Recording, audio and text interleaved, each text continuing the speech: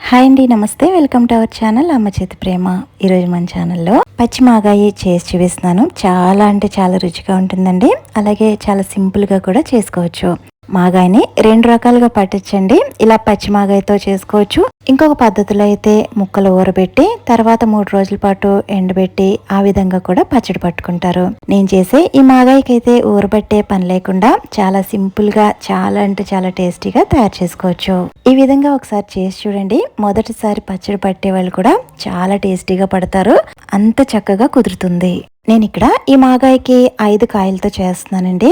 మాగాయిని చిన్న రసాలు, పెద్ద రసాలు వాటితో పడతారు. మీకు దొరికితే పెద్ద రసాలు తీసుకోండి. నేను కొన్న టైంకి దొరకలేదు కాబట్టి ఇక్కడ చిన్న రసాలతో పెడుతున్నాను. పెద్ద రసాలు అయితే పచ్చడి రుచి చాలా చాలా ఇంకా బాగుంటుందండి. నాకు దొరకలేదు కాబట్టి నేను ఇక్కడ చిన్న రసాలతో పెట్టాను. రసాలైతే ఊట బాగా దిగుతుంది. అలాగే పుల్లగా ఉండి మాగాయి చాలా బాగుంటుంది. ఇన్ కేస్ మీకు ఈ రసాలు దొరకకపోతే బాగా పుల్లగా ఉన్న కాయలు వీటితో అయినా ఈ మాగాయి పచ్చడి పెట్టుకోవచ్చు. ముందుగా మామిడికాయలని బాగా కడిగి ఏదైనా క్లాత్తో తడి లేకుండా తుడిచి ఫ్యాన్ కింద 1 గంట సేపు ఆరబెట్టాలి. ఆ తర్వాత తడేమి లేకుండా ఉన్న కాయల్ని చెక్కు తీసి ఈ విధంగా కట్ చేసుకోవాలి. ఇక్కడ కట్ చేసుకునే ముక్కలన్నవి బాగా లావుగా కాకుండా అలాగని బాగా పల్చగా కాకుండా ఇలా మీడియంగా ఉండేటట్లు కట్ చేసుకోండి. చూడండి, అన్నీ ఇలా కట్ చేసుకున్న తర్వాత ఇవైతే కొలుచుకోవాలి. ఏదైనా గిన్నె కానీ గ్లాస్ కానీ తీసుకుని వీటిని కొలుచుకోవాలి. చూడండి, నేను ఇక్కడ ఈ గిన్నె తీసుకుని ఈ గిన్నెతో అయితే కొలుచుకుంటున్నాను. మనం ఎప్పుడు పచ్చడి చేసినా కూడా మామిడికాయలు లెక్క కాదండి. మామిడికాయలు ముక్కలు కట్ చేశాక తీసుకున్న గిన్నెతోనే అన్నీ కూడా ఉప్పు కారం అన్నీ కూడా కొలుచుకుంటాం.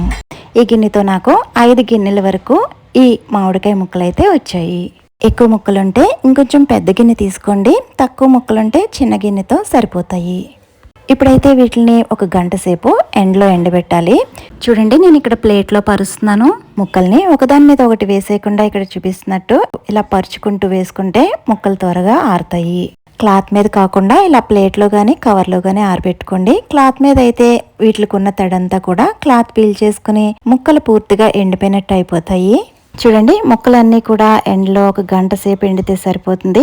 ఈలోపు మనం ఈ పచ్చడి కోసం మిగతా ప్రాసెస్ చూద్దాం. మనం ఏ గిన్నెతో అయితే ముక్కలు కొలుచుకున్నామో అదే గిన్నెతో 1 కప్పు వరకు వేరుశెనగ నూనె గాని నువ్వుల నూనె గాని ఇలా కడాయిలో వేసి వేడి చేసుకోవాలి. ఇక్కడ నూనె అనేది బాగా ఎక్కువ వేడవన అవసరం లేదండి. ఎప్పుడైతే ఆయిల్ నుంచి లైట్ గా పొగ రావడం స్టార్ట్ అవుతుందో అప్పుడు ఇంకా స్టవ్ ఆఫ్ చేసుకుని ఈ ఆయిల్ ని పూర్తిగా చల్లారనివ్వాలి. ఇప్పుడు మెంతిపిండి ఆవపిండి తయారు చేసుకోవడం కోసం స్టవ్ మీద కడాయి పెట్టుకుని మనం తీసుకున్న 5 మామిడికాయలకి 3 స్పూన్ల వరకు మెంతులు, 5 టేబుల్ స్పూన్ల వరకు ఆవాలు వేసుకుంటాం. మనం ఆవకాయ పట్టుకున్నట్టు మాగాయలో ఆవాలు అనేది ఎక్కువ వేసుకోండి, చాలా తక్కువ వేసుకుంటాము. దీంట్లో మెంతి ఫ్లేవర్ అనేది ఎక్కువ తెలుస్తుందన్నమాట. మనం ఆవకాయలో అయితే ఇలా ఆవాల్ని వేపించకుండా పచ్చి ఆవాల్ని మిక్సీ పట్టి వేసుకుంటాం కదా, కానీ మాగాయికి అయితే మెంతి పిండి మెయిన్ అండి. దీనివల్లే మాగాయికి చాలా రుచి వస్తుంది. చూడండి, ఇలా వేగితే సరిపోతుంది. ఇలా వేగిన వాటిని ఒక ప్లేట్లోకి తీసుకుని ఇవి పూర్తిగా చల్లారిన తర్వాత మాత్రమే మిక్సీ పట్టుకోవాలి. ఇప్పుడైతే పోపు చూద్దాము. దీనికోసం అయితే స్టవ్ మీద కడాయి పెట్టుకుని పావు గిన్నె కంటే దాంట్లో సగం ఆయిల్ వేసుకుని దీంట్లోకి 2 టేబుల్ స్పూన్ల వరకు ఆవాలు వేసుకోవాలి. ఫ్లేమ్ని మీడియంలో పెట్టుకుని ఈ ఆవాలు చిటపటమనేంత వరకు కూడా వేపించుకోవాలి. చూడండి, ఇవి చక్కగా వేగిన తర్వాత ఒక 8 వరకు ఎండుమిర్చిని ఇలా తుంచి వేసుకోవాలి. ఈ తాలింపులో ఇంకేమీ వేయరండి. ఇంక ఈ తాలింపులోకి శనగపప్పు, మినప్పప్పు, జీలకర్ర ఇవేమీ అస్సలు వేయరండి. ఇవి బాగా వేగిన తర్వాత దీంట్లోకి ఇంగువ అయితే వేసుకుంటారు. ఇంగువ ఫ్లేవర్ కూడా మన మాగాయి పచ్చడికి చాలా ముఖ్యం అండి.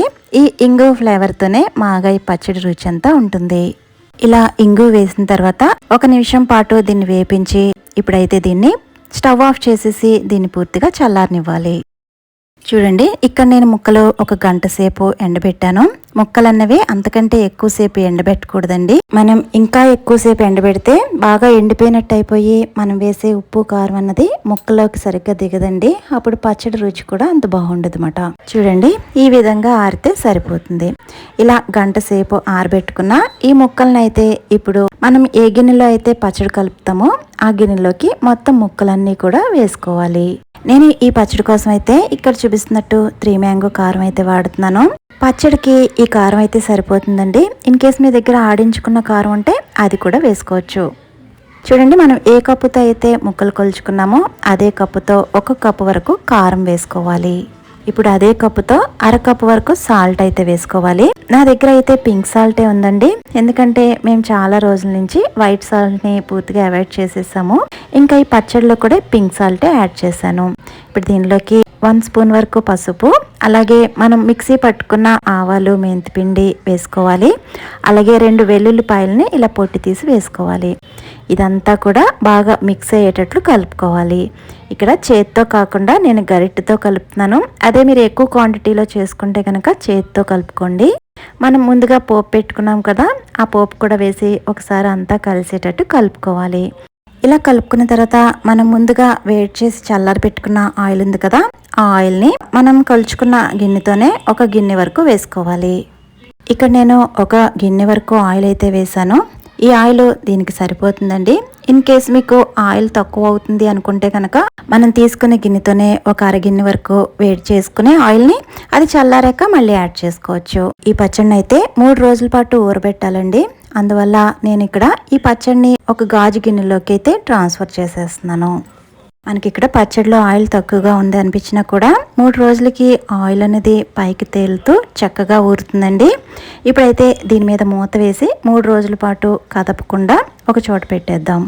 3 రోజుల తర్వాత అయితే నేను ఇక్కడ మూత తీసి చూపిస్తున్నానండి. చూడండి, నూనె పైకి తేలి ముక్కలైతే చక్కగా ఊరాయి. ఇప్పుడైతే ఒకసారి దీన్ని బాగా కలుపుకోవాలి. ఇలా 3వ రోజున ముక్కల బాగా కలిసేటట్టు మనం తిరగమూత వేసుకోవాలి. ఇప్పుడు ఉప్పు కారం అయినా తక్కువైతే కనుక అడ్జస్ట్ చేసుకుని కొంచెం యాడ్ చేసుకోవచ్చు. ఇప్పుడు ఇదంతా కూడా బాగా కలిసేటట్టు ఇలా పైనుంచి కిందకి ఒక 2 సార్లు ఇలా బాగా కలుపుకున్న తర్వాత ఇప్పుడు మళ్ళీ మనం ఏ కంటైనర్లో అయితే ఈ పచ్చడి స్టోర్ చేసుకుంటున్నామో ఆ గ్లాస్ కంటైనర్లోకి దీన్ని మొత్తం వేసుకోవాలి. ఈ పచ్చడి అయితే బయట 1 నెల రోజుల పాటు, అలాగే ఫ్రిడ్జ్లో అయితే సంవత్సరం పాటు నిల్వ అవుతుందండి. పచ్చడి మూత పెట్టే ముందు పచ్చడిని లోపలికి ఇలా అదిమి పెట్టి అప్పుడైతే మూత పెట్టుకోవాలి. పైన ఆయిల్ బాగా తేలుతూ ఉంటే పచ్చడి ఎప్పటికీ పాడవకుండా ఉంటుంది. వీడియో నచ్చితే లైక్ చేసి సబ్స్క్రైబ్ చేసుకోండి. థ్యాంక్